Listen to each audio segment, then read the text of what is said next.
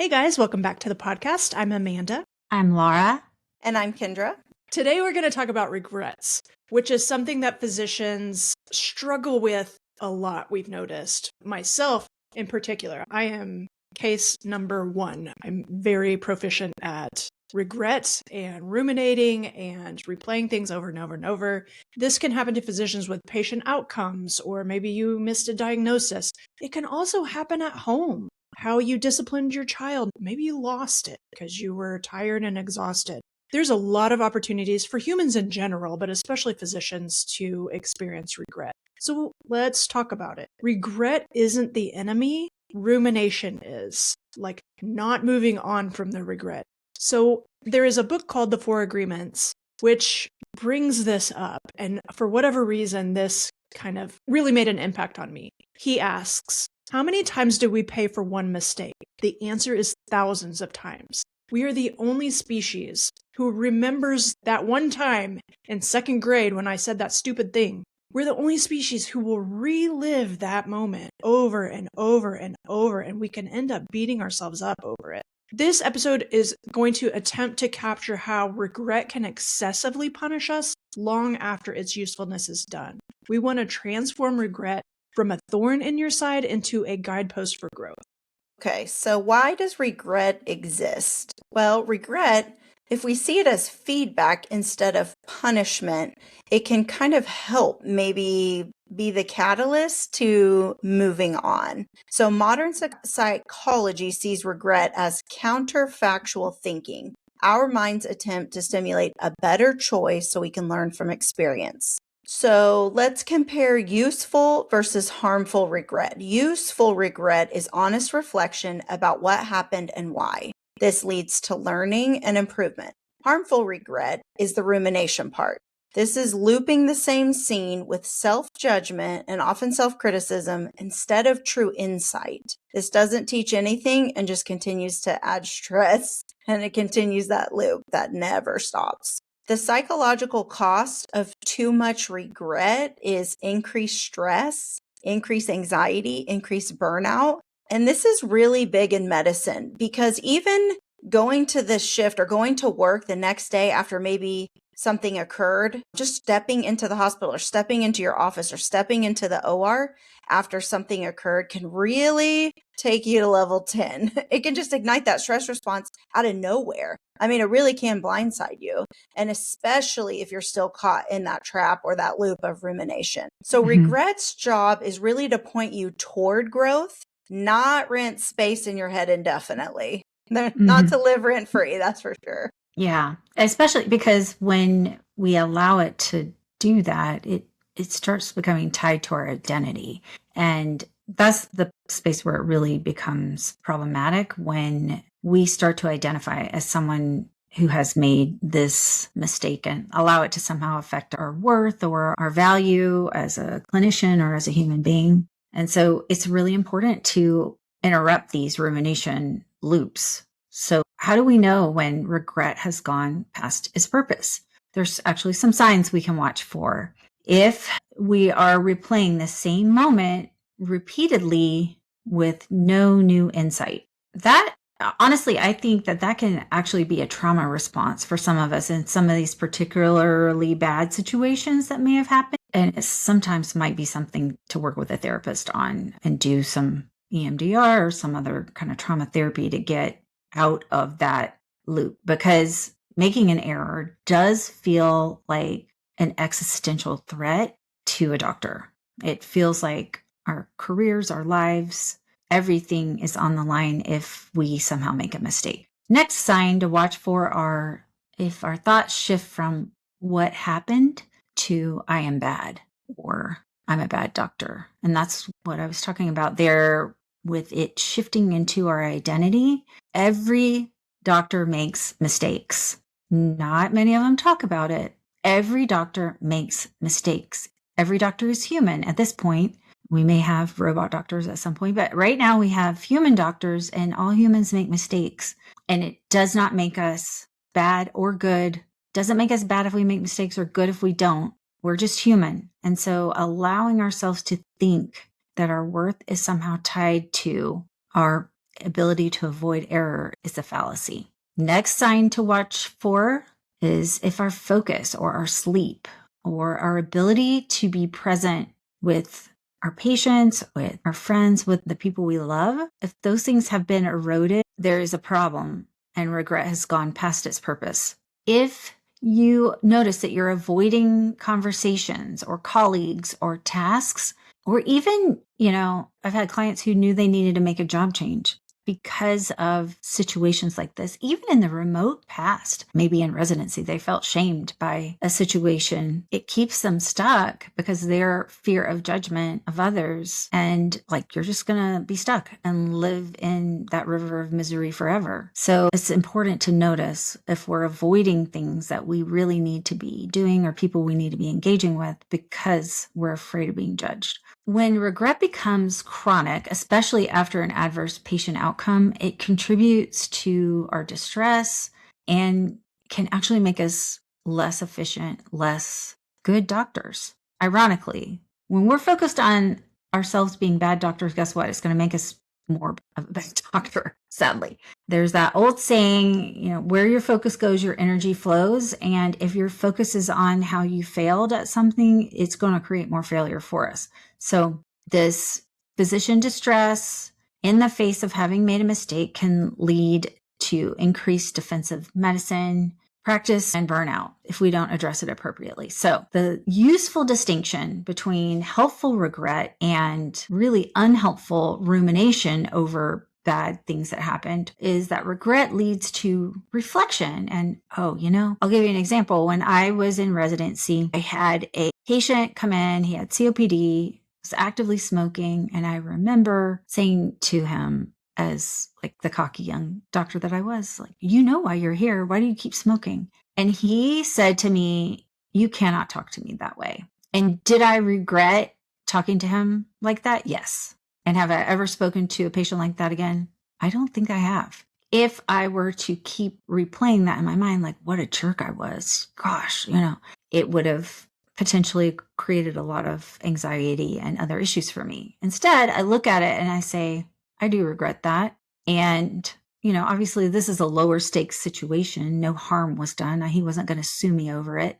But I was able to look at it and say, yep, I should not have behaved like that. And I'm going to make a change from that point on. So I'll take the regret, I'll have some reflection and make a plan for something different. What the opposite of that is ruminating over it and replaying it and then feeling stuck, kind of like we described earlier. So we do have a tool to offer, and that is that we can have a regulated reflection window. For instance, give yourself 10 minutes of focused reflection, then consciously close the loop and move on to the next task in your day. This is backed by cognitive research that shows that reframing will help reduce rumination and support self-regulation. And note that we're not just shoving it out of our mind. We're giving it some space in a timed manner, closing that loop and then moving on. And hopefully by doing this, we can help keep our brains, our brains are just ruminating on this, hoping to try to prevent it in the future.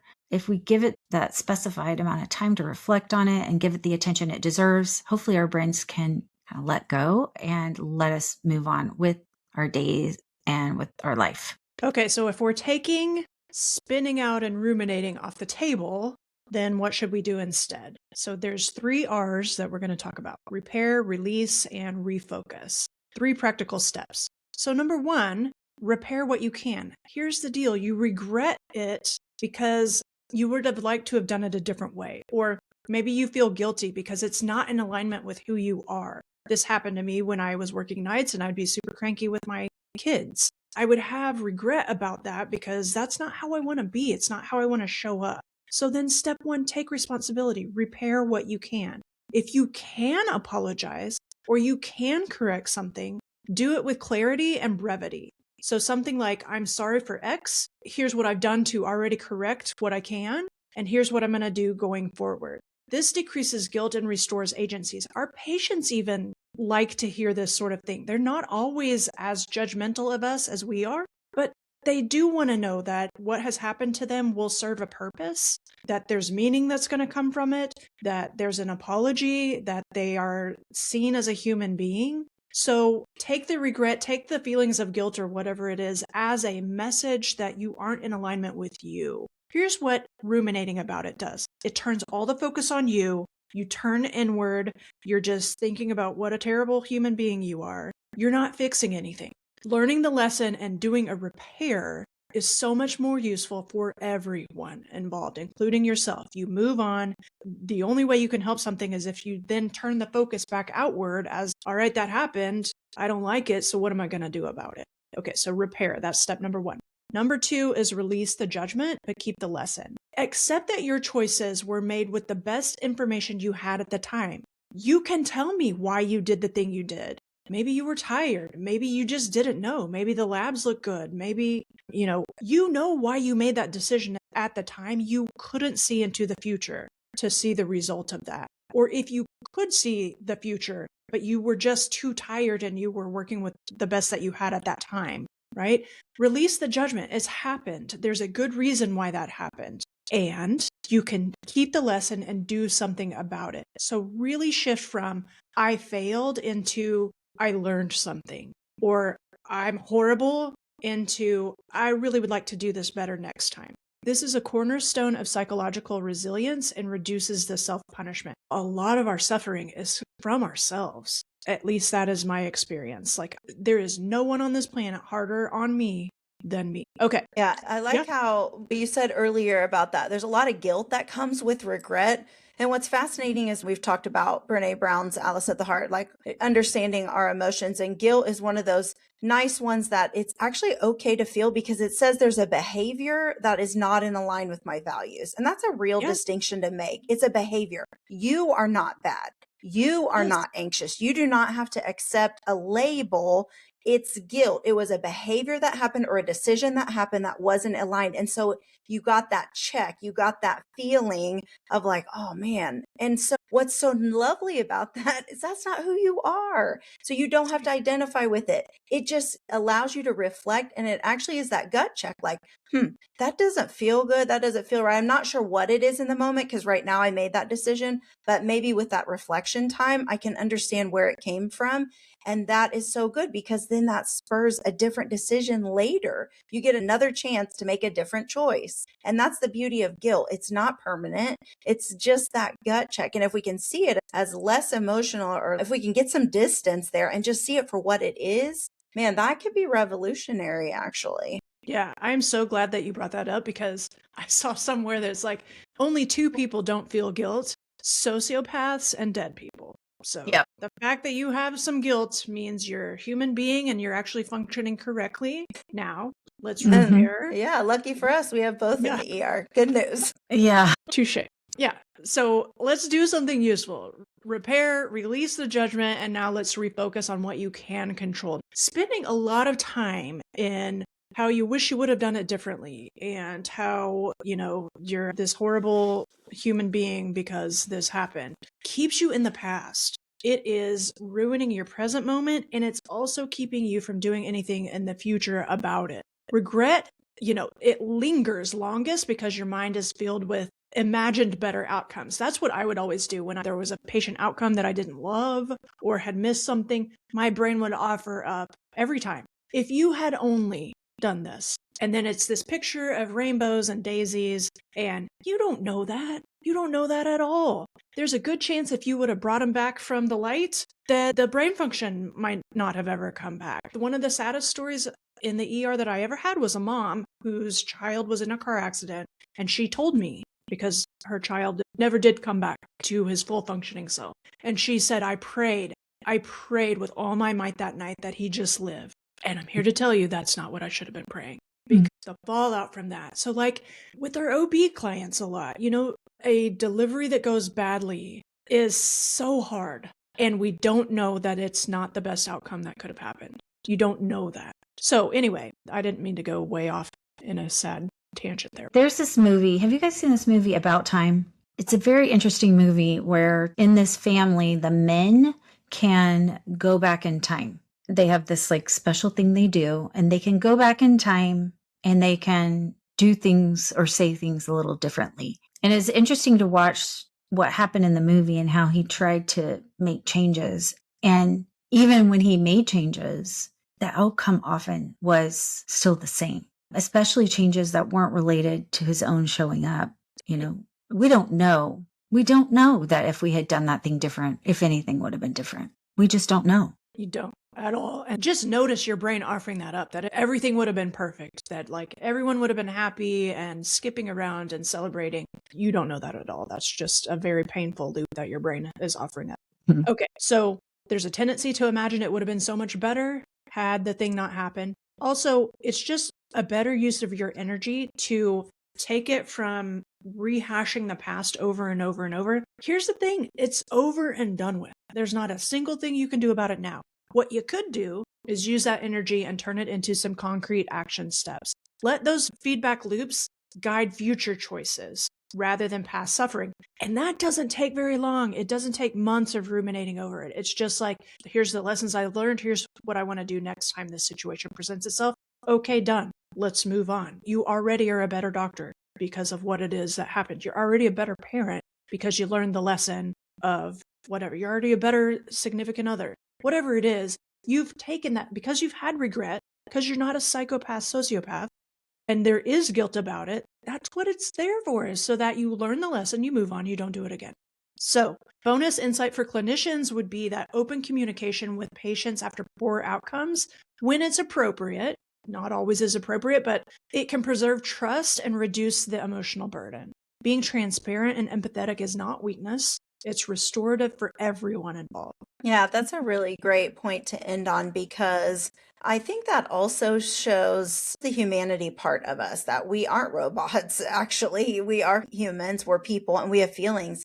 And when something just really does not go right, the vulnerability of those emotions and just being able to appropriately display those, I think that is what that human connection, it also shows our humanity. And I think it really does go a long way to helping, the patient's family recover and restore what they feel like maybe they have lost or just didn't expect. So regret does have a job, rumination doesn't, to recap, and treat regret as a signal. Remember that guilt that you feel is the emotion, it's a signal. It's just giving you a message. It's not a period, it's not the end of the sentence. It is a signal just to pay attention to.